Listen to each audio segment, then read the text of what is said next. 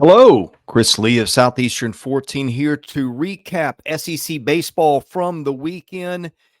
We will focus mostly on games 2 and games 3 of each series, and we're going to review all of them. We will do them in this order: Tennessee and Florida, Arkansas and Kentucky, Vanderbilt and Georgia, Alabama at Mississippi State, Ole Miss at Auburn, South Carolina at Missouri, and Texas A&M at LSU. I've recapped the game ones in another video, so I'll focus mostly on game 2 and game 3, although I may touch here and there on games 1 in some series.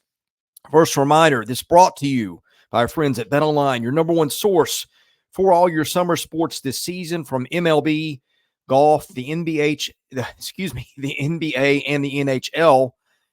All the latest stats, news, and scores available to follow your favorite teams. Get the latest odds and lines, including the latest game matchups, player props, and odds on just about every sport out there. Head to the website today. Use your mobile device to get in on the action. Bet online where the game starts. Well, we will start in Gainesville, where Tennessee took 2 of 3 from Florida. The story there, I think, and I will give you a one-sentence recap for all these before I get into the details. I think the story was that Tennessee's offense eventually wore Florida's pitching down. After Tennessee got the Friday night win, Florida got game 2 by a 4-3 margin. For Tennessee, Drew Beam, 6 innings, 4 strikeouts, 3 earned runs. The Vols were in a little bit of a power drought that kind of ended in game 3. I'll get to that in just a minute. But Liam Peterson for Florida, who has been up and down, was up in this game. He went 4 innings, no runs, 7 strikeouts, and Fisher Jameson and Luke McNeely added good relief. Colby Shelton and Brody Donay hit home runs. Saturday, different story. Nate Snead goes 5 scoreless for Tennessee out of the bullpen. He's that jumbo reliever who can really give you starter-type innings. He went 5 scoreless in this one.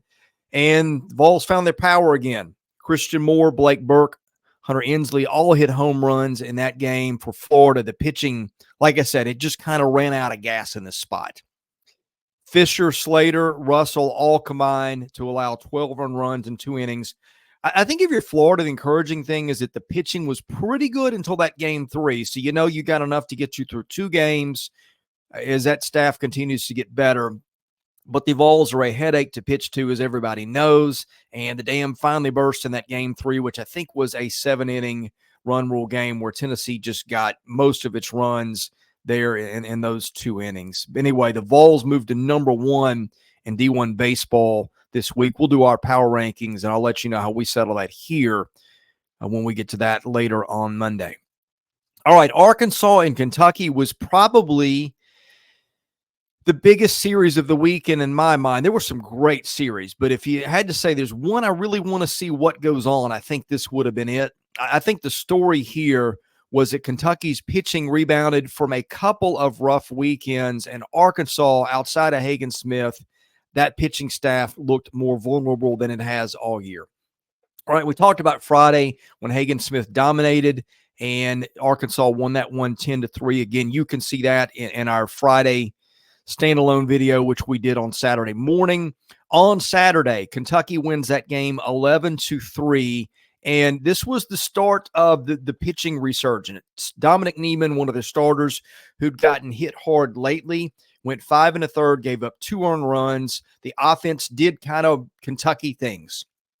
It hit 5 doubles. Nick Lopez, who had a huge weekend, the transfer, I believe, from Southern Cal, he drove in 5. It was another one of those balanced Kentucky efforts, and that's what you get with Kentucky's offense. It's not like Georgia, where Charlie Condon hits a home run every weekend, or the guys at A&M or Tennessee. The names differ from week to week, and this weekend was kind of a Nick Lopez weekend for Kentucky, it seemed like. For Arkansas, Brady Tigert, Gage Wood, Cody Frank all got hit. Tigert, I feel like, hasn't pitched as well lately. Hudson White, of all people, hit a home run for Arkansas, which accounted for most of the Razorbacks' offense. And then in the big deciding game on Sunday, Kentucky wins that one 7-4. Again, starting pitching. Mason Moore, who'd not been as good lately. He goes 5 innings, 2 earned runs, 6 strikeouts. Johnny Hummel, their closer, who struggled last weekend, goes 1 scoreless to close. Emilian Petre and Devin Burks each had home runs for Kentucky. For Arkansas, Mason Molina, who's been hurt, came back. He and Will McIntyre, who has been up and down lately, had started to get it back a little bit, but slipped again this weekend. They combined to give up 6 earned runs in 3 2/3 innings. Peyton Stovall, arguably Arkansas's best hitter. Ben McLaughlin may have an argument there too. But anyway, he gets 3 hits and a home run.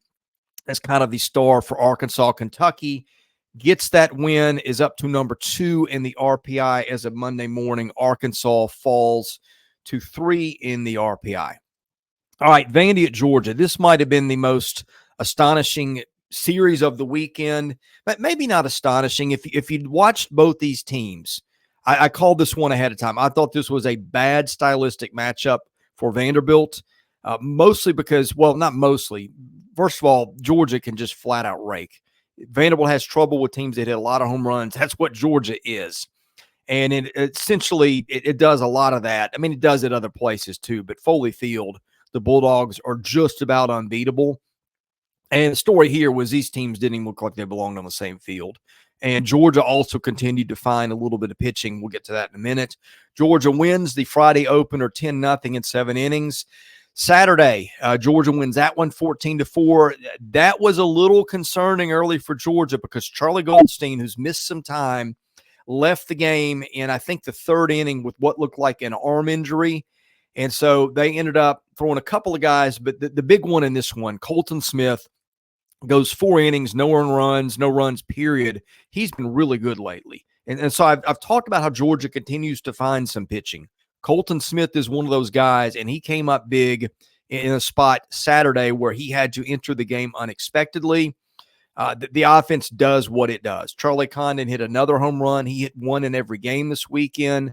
Corey Collins hit a home run. He got hit a bunch this weekend. Colby Branch and Trey Phelps, who came back from injury and got stuck back in the DH hole, hit a big 2 home run, maybe the biggest 2-run home run, maybe the biggest hit of the weekend is Georgia really hit Carter Holton, who's a Georgia native. It also hit Brennan Cyber, Sam Leboki, David Horn. Vanderbilt did get a little bit of an offensive resurgence in the middle of that game, but just could not hang with Georgia. Saturday made it more of a game, but the story for Georgia, again, pitching. It got it just enough in spots. Zach Harris went 4 innings, gave up no runs. Chandler Marsh, who I think is their closer, went 1 scoreless inning. Condon, another home run. Dylan Goldstein, a home run. And for Vanderbilt, the pitching, Georgia did most of its damage against J.D. Thompson, the starter who's back from suspension. 2 innings pitched, 5 earned runs. Luke Guth out of the bullpen went a third of an inning, gave up 4 earned runs. That's kind of where Georgia won the game in the late innings by getting those 4 runs in that spot and putting enough distance between it and Vanderbilt to win. I've said this before, and now you're seeing it. I thought Georgia was not in most people's hosting mix, but I've said Georgia's not that far off from not just getting in the hosting mix, but getting in the national seed mix. Guess what? Georgia sweeps Vandy. It is now 5 in the RPI. I think there's some teams that are sort of RPI trickers. That's not Georgia. I think Georgia is legitimately a national seed worthy team. I don't know if that's number 8, if that's number 5, but I think Georgia is in that top 8 nationally. I thought Georgia was underrated coming into the weekend, and the Bulldogs certainly seem to prove that theory with flying colors. All right, Alabama at Mississippi State. The story here, Mississippi State wins 2 of 3, loses that final game to keep from sweeping Alabama. But the story here, I think Mississippi State continues to roll behind an offense that's really hitting its stride as Alabama's pitching and its depth in particular continues to be a concern. State wins that Friday game 13-3. Saturday, 8-1 Mississippi State. Jerangelo St. just 7 innings, 1 run, and Tyler Davis, who's pitched well out of the pen lately, goes 2 scoreless. David Mershon and Logan Kohler are not at the top of Mississippi State's power threats, but both those guys got home runs. So anyway, that was some additional offense from Mississippi State that you don't necessarily expect. Those guys are good hitters, but the guys you think are going to carry the team are Hunter Hines, Dakota Jordan, but it was the other guys that supported that gave them a little bit of a power threat. For Alabama, Zane Adams, 5 innings, 4 runs. Tyler Fay, Austin Morris both got hit. And Alabama got Max Grant back. He's a transfer, I think, from Canisius. He's not played in a while. He got a home run in this one, so I don't know what his role is going forward. He was a guy that I thought might be an everyday second baseman for them.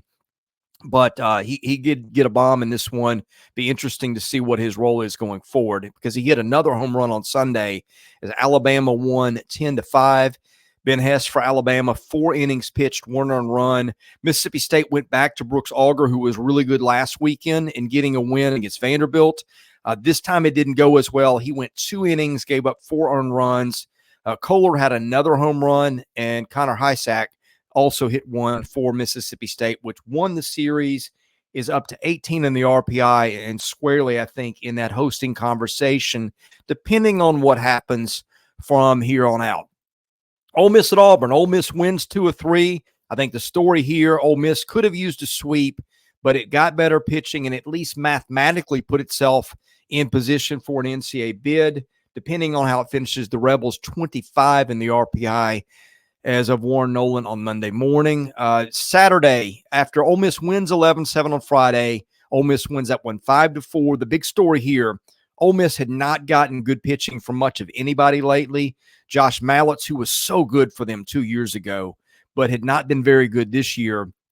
He and Wes Mendez combined for 5 1/3 scoreless to close. Andrew Fisher, their shortstop transfer from Duke, hit another home run, as he did on Sunday when Ole Miss lost that one on a wild pitch in the 9th inning. Auburn rallied for 2 in the 8th, 2 in the 9th.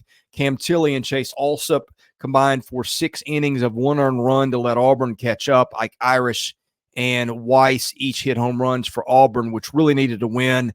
I think it's kind of immaterial at this point because Auburn's 4-20 in the league, and it would take a miracle. In fact, I'm not sure it's hardly mathematically possible for Auburn to get to Hoover. But I think the bigger thing was Ole Miss got enough offense and enough pitching to get a win at Auburn, which it had to have if it was going to remain on even the fringes of NCAA tournament conversation. So Ole Miss, in a take care of business weekend, did indeed take care of business. South Carolina, Missouri. Carolina takes 2 of 3.